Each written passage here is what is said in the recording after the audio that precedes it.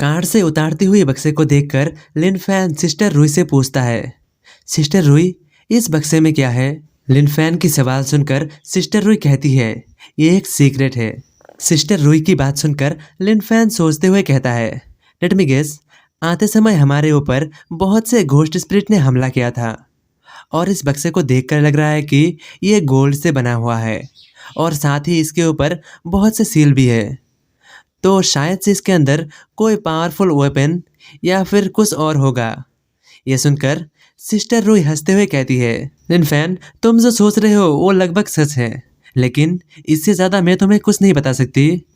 अगर तुम बाद में हमारे यहाँ पर ज्वाइन होने के बारे में सोचोगे तो तुम्हें अपने आप पता चल जाएगा। इसके बाद लिनफैन और सिस्टर रूही को पता चलता है कि ऑक्शन जल्द ही चालू होने वाला है। ये सुनकर लिनफैन और सिस्टर रूही दोनों ऑक्शन हाउस के लिए निकल पड़ते हैं। वही ऑक्शन हाउस का सीन जहाँ पर एक बंदा कहता है 80 मिलियन, दूसरा बंदा कहता है 85 मिलियन, तीसरा कोई कहता है 100 मिलियन, वही चौथा कोई कहता है 110 मिलियन। और वही दूसरी तरफ हम देख पाते हैं लिनफैन और सिस्टर रूही को, जो कि दोनों के दोनों ऑक्शन की बोलियों की आवाज़ सुनते हुए ऑक्शन हाउस में एंटर करता है। ऑक्शन हाउस में एंटर करते ही लिनफैन और सिस्टर रूही सबसे पहले पिंक सिटी के प्रेसिडेंट के पास जाता है, जो कि उन दोनों को देखते ही कहता है, आइए आइए, ऑक्शन जस्ट अभी अभी शुरू हुआ है। और साथ ही लिनफैन की ओर देखकर कहता है, और हाँ लिनफैन, से के से फैमिली सी गोल्ड और पेंट के साथ ही एक्स्ट्रा कंट्रीब्यूशन पॉइंट देने के लिए भी तैयार है।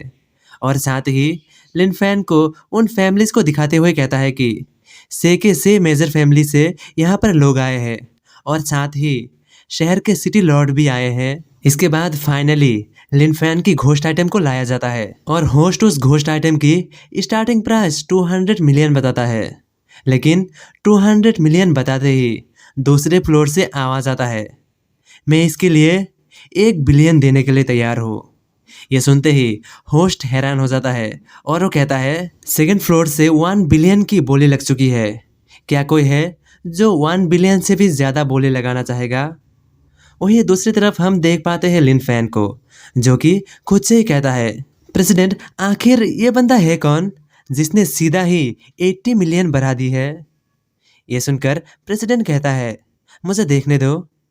और वो देखते हुए कहता है, हाँ मुझे पता है, ये तो नॉर्थ ईस्ट की ए फैमिली का लड़का है, इसका नाम ए गुआंग है। वहीं पर लिनफैन जब उस बंदे की शक्ल और फैमिली का नाम सुनता है तो लिनफैन की आंखों के सामने एक बंदे की चेहरा आ जाता है जिसने बहुत समय पहले लोन टेम्पल के ऊपर हमला किया था। वहीं पर फैमिली का नाम सुनते ही सिस्टर रूही प्रेसिडेंट की ओर देखते हुए कहती है, तुम्हारा मतलब यह है कि जिसने बहुत समय पहले पिंक सिटी में हमला किया था और पिंक सिटी को अपने कब्जे में लेना चाहा था? ये सुनकर प्रेसिडेंट हाँ में जवाब देता है और साथ ही कहता है, हाँ मिस, आपने बिल्कुल सही कहा। बहुत समय पहले नॉर्थ ईस्ट की राजा ए फैमिली के बाय फेल, जो कि लोन टेम्पल पे हमला करके उसे हथियाना चाहता था, लेकिन कामयाब नहीं रहा, जिस वजह से फैमिली वापस से नॉर्थ ईस्ट वापस लौट गया। यह सुनकर लिनफैन भी मन ही मन सोचता है, हाँ ये बात सच है, मुझे पता है। और साथ ही वो कहता है, प्रेसिडेंट ले, लगता है कि आपको ए फैमिली के बारे में बहुत कुछ पता है, तो क्या आपको पता है कि आखिर ये ए गुआंगियो नाम का बंदा कौन है? सवाल सुनकर प्रेसिडेंट बताता है कि ये जो बंदा है जिसका नाम ए गुआंगियो है, ये नॉर्थ ईस्ट की राजा की पोता है। और हाँ, ए फैमिली थोड़ी स्पेशल है क्योंकि ये फैमिली हर साल 100 से भी ज़्यादा बच्चों को जन्म देती है। ये सुनते ही लिनफैन की फट जाती है और वो मन ही मन सोचता है, क्या 100 से भी ज़्यादा बच्चे? मेरी सुनकर ही इतनी फट रही है, आखिर उसकी कितनी फटती होगी जो ये पैदा करता है?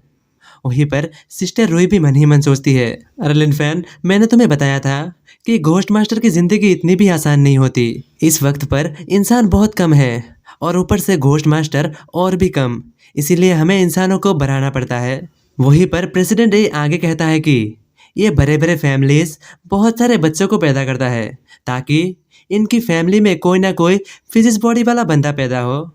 फॉर एग्जाम्पल, ये गुआंगियो को ही ले लो, ये एक बहुत ही रेयर जीनियस है। इस समय पर ए गुआंग्यू पिंक सिटी में है। इसका मतलब ये है कि ए गुआंग्यू अपने ग्रैंडफादर की हड्डियां ढूंढने के लिए आया है। और यहाँ पर आने के बाद शायद से ए गुआंग्यू को कहीं से ऑक्शन के बारे में पता चला होगा और शायद से पास में ही रहने की वजह से ऑक्शन अटेंड करने के लिए भी आ गया होगा। वहीं पर यह सुनकर लिन फैन मन ही मन सोचता है, शायद से उस बुढ़ाऊ की हड्डी अभी भी लोन टेम्पल पर ही होगा। मुझे जल्दी करना होगा, जल्द से जल्द उस लोन टेम्पल से उस घोस्ट पेंटिंग को बाहर निकालना होगा, नहीं तो क्या पता कब कौन सी परेशानी आ जाए। वहीं पर दूसरी तरफ बोली अभी भी चालू थी। उनमें से एक बंदा कहता है, मैं 1.3 बिलियन देने के लिए तैयार हूँ।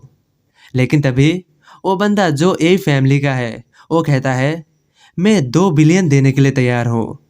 यह सुनकर दूसरा एक बुढ़ाव कहता है, मैं 2.1 बिलियन। वो बंदा फिर से 3 बिलियन कहता है।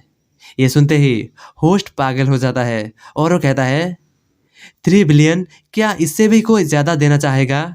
और साथ ही होस्ट काउंट करना शुरू कर देता है। 3 बिलियन 1, 3 बिलियन 2, 3 बिलियन 3 और इसी के साथ डील फाइनल। ये घोस्ट आइटम जाता है ए गुआंग्यू को। और वहीं पर हम देखते हैं दूसरे फैमिली की एक बुढ़ा को जिसने 2.1 बिलियन लगाया था।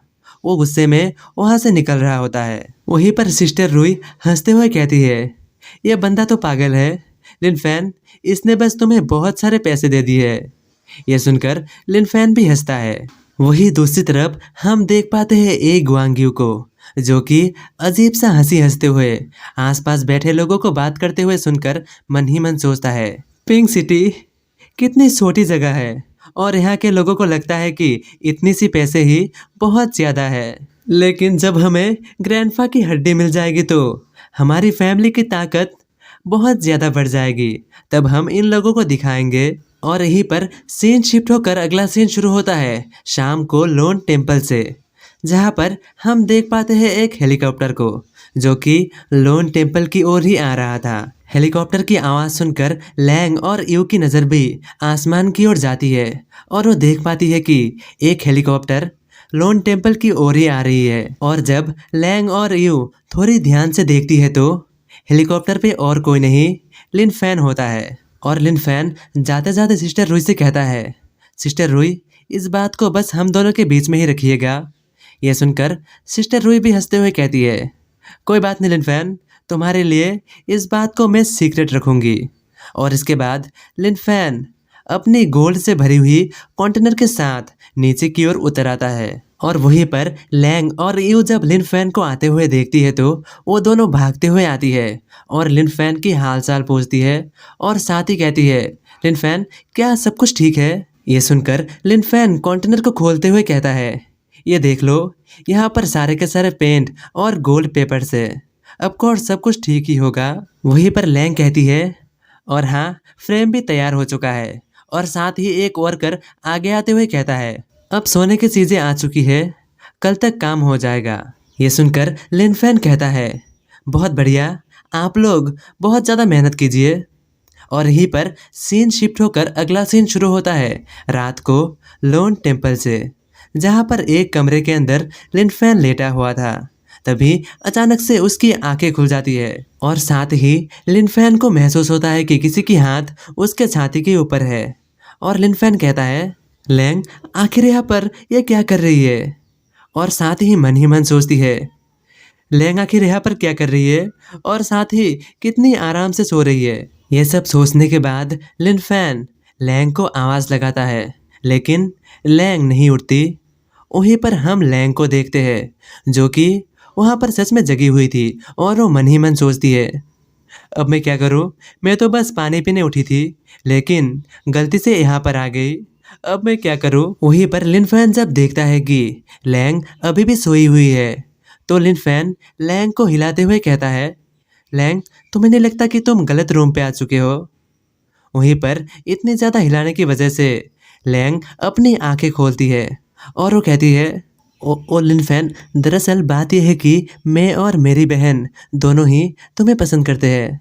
और ये कहते हुए ही लैंग तुरंत ही आगे बढ़ के अपनी होठों को लिन फैन की होठों के ऊपर रख देती है। तो अब कहानी में आगे क्या होगा क्या लिन फैन और लैंग इसके अलावा भी आगे बढ़ेंगे? सवाल इंटरेस्टिंग है, लेकिन जवाब है अगला एपिसोड। तो फिर मिलते हैं अगले किसी वीडियो के साथ।